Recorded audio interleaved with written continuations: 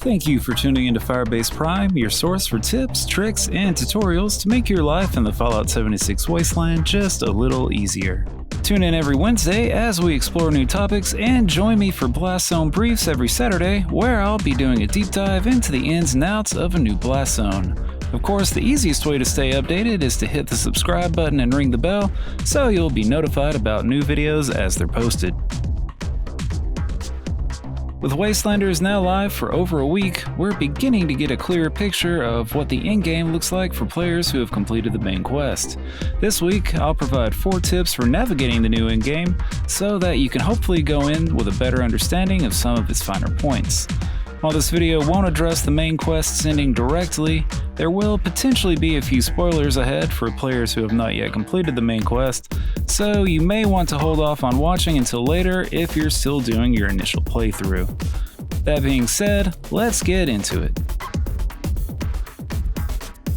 Upon finishing the main questline in Wastelanders, you'll gain access to gold bullion and 3 new bullion-specific vendors. But as many of you may have noticed, there's a few items from the Wastelanders trailer still missing from their inventories. While you can find plans for the Plasma Caster and Gal's pistol with regs in Vault 79, plans to build the Gal's shotgun and Gal's minigun are seemingly nowhere to be found.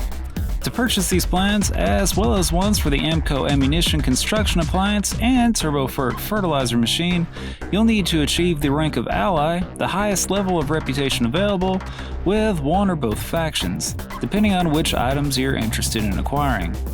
Becoming an ally with the Raiders will grant you access to the Gal's minigun and ammo appliance, while allying with the Foundation will get you access to the Gal's shotgun and fertilizer appliance. Regardless of who you choose, allying with either faction will allow you to purchase the plans for the compound bow and associated mods. Keeping this in mind, much of what you'll be doing post-questline will need to be centered around gaining more reputation with the Wasteland's new factions.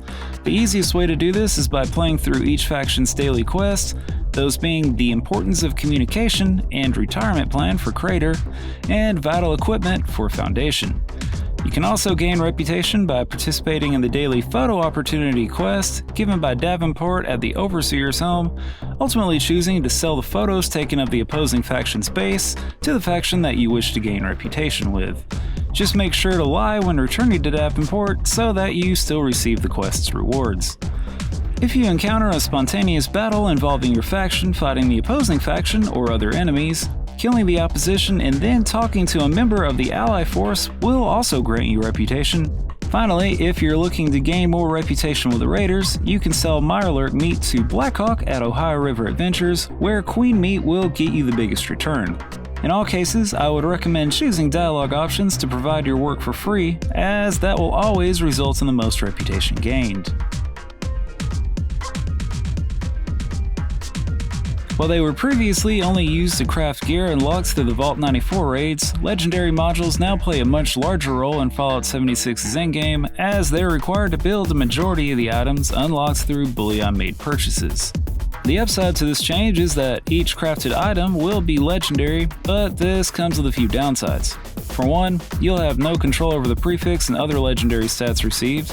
This can be problematic, as you also won't be able to sell or give the item to another player if it's not what you're looking for, as each crafted item is bound to your character and will be destroyed if you attempt to drop it.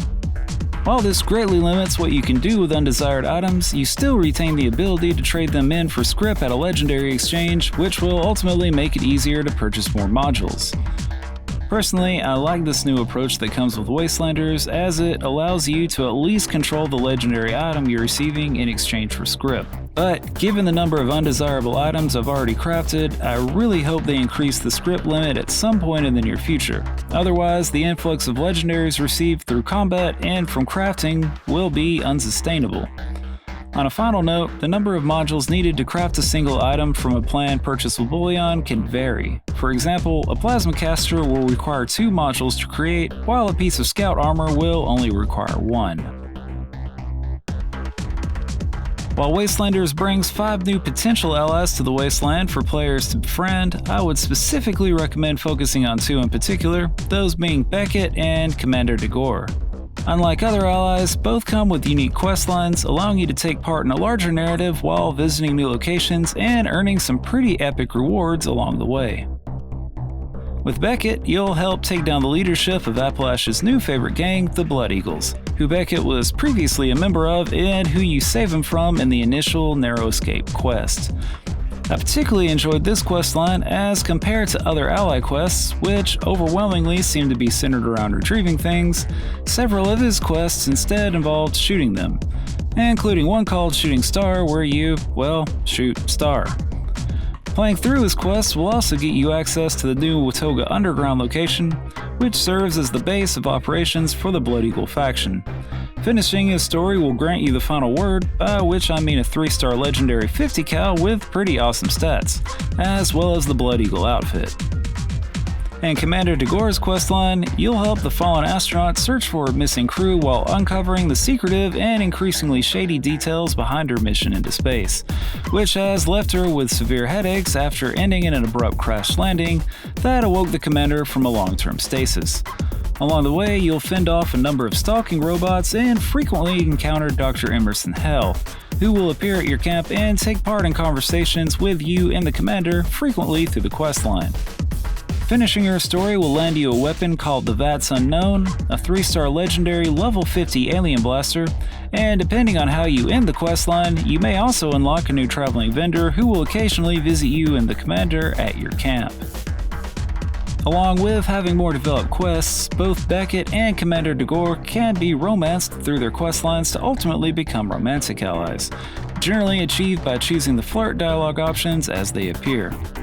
Once they become romantic, the Well-Rested perk will be replaced with a new Lover's Embrace perk, which results in a bonus 5% experience for 3 hours after sleeping. While allies are, for the most part, a welcome addition to Fallout 76, I personally recommend avoiding the Raider Punk at all costs.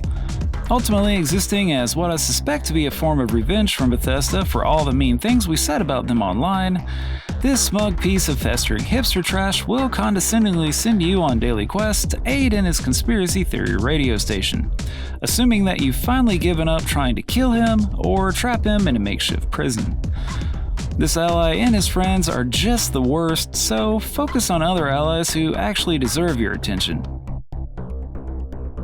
Since the launch of Wastelanders last Tuesday, you may have noticed an increasing number of random blast zones appearing in the southernmost portions of the Savage Divide, most likely targeted at locations near Fort Defiance or Federal Disposal Field HC-21.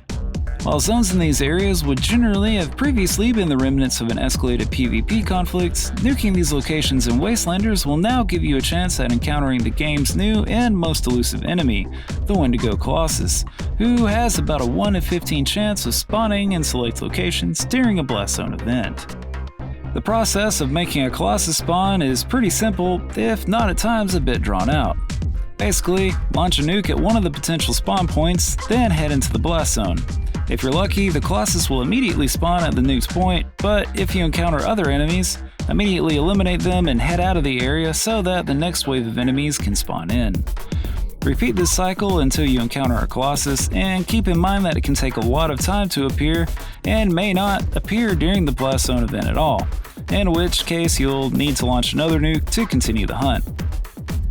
Over the last week, I've taken part in several battles, all happening at the large crater located between the monorail elevator and Freak Show encampment, the crater serving as one of the new potential spawn points.